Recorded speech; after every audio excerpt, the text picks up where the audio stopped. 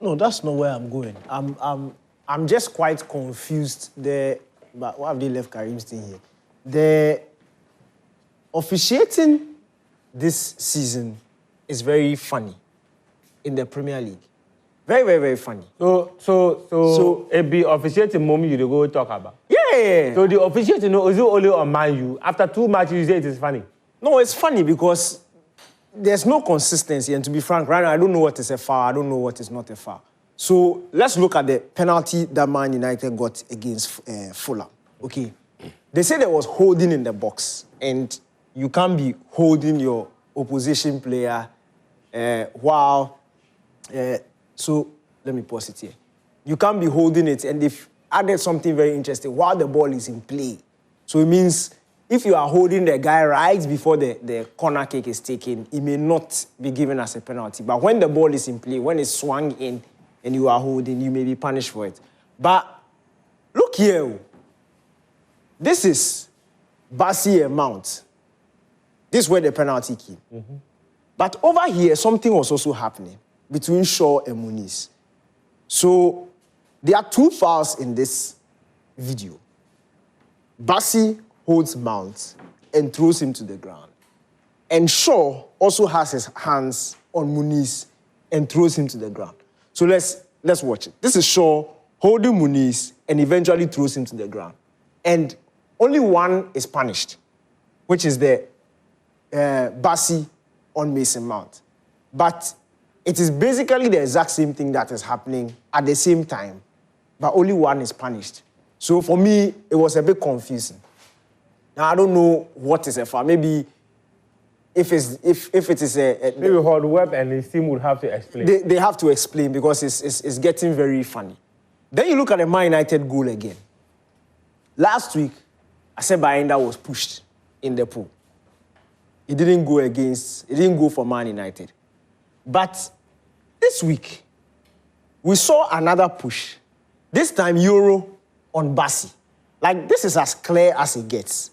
Euros has his 2 hands on Bassi and pushes him away, creating space for him to be able to jump unmarked and hit the ball. So this is Lenny Euro here, about to push Bassi out of the way. And he does it, pushes him out of the way and gets the opportunity to hit the ball. And if you look at this angle, there's enough force to get Bassi out of the way for him to be able to hit the ball. And that is a clear push that ends up in an advantage for Man United. And for me, if this is not a foul, then I don't know. Because I can bet you, later on this season, this exact thing will happen again. And this time, we'll have a goal disallowed. So these are some of the things that I don't understand. Then you go back again, you look at Friday night's game. Chelsea against West Ham. Paqueta has the ball inside his own area. It looks like he's fouled, but play goes on and Neto scores. But you look at this. Chalobah comes across Paqueta, doesn't touch the ball at all. Basically just comes across Paqueta, obstructs him, Paqueta goes down, and Chelsea win the advantage of the ball and go on to score. And I don't understand how VAR can look at this and tell me that this is not a foul, especially when the defending player has the ball so close to his own pool. It means that any small mistake is going to be punished. Any decision that is given against him is going to punish. And in this case, a goal was scored as a result of that. But you look at it from a different angle, and the multiple angles that VAR, Chalobah does not touch the ball. He just goes across Paqueta. And that is a foul. He doesn't get contact on the ball.